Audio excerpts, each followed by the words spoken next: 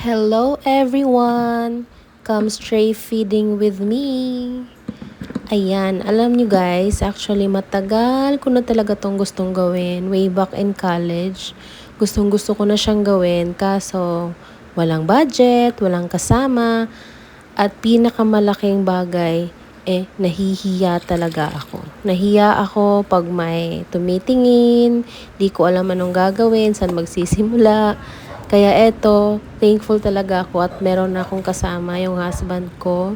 Suportado niya talaga ako nung sinabi ko na gusto kong mag-stray feeding kasi dito na lugar, madalas kami ditong mag-jogging.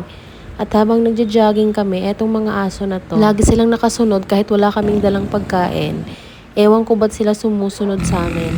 Kaya naisipan ko talaga kung pwede ko silang lutuan ng pagkain sa kaya lang ng budget. Kasi this is my way of giving back and sharing my blessings kasi meron akong natanggap na konting bonus lang naman. Kaya eto ang naisipan ko to give back.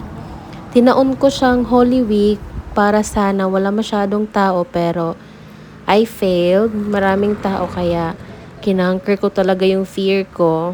Nahihiya talaga akong mag-stray feeding guys. Ayoko yung pinitignan.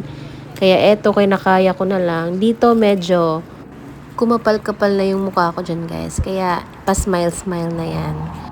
Hesitant talaga ako at first na gawin to guys. Kasi baka ma-judge tayo. May mga critics. Alam nyo na yung mga ganon.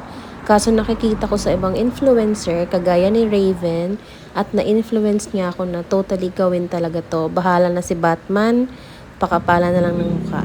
At eto naman, naabutan talaga namin siya nagkakalkal ng basura. Sobrang kawawa. Buti nilang nakita namin, at least nakatulong kami at hindi siya matutulog ng gutom.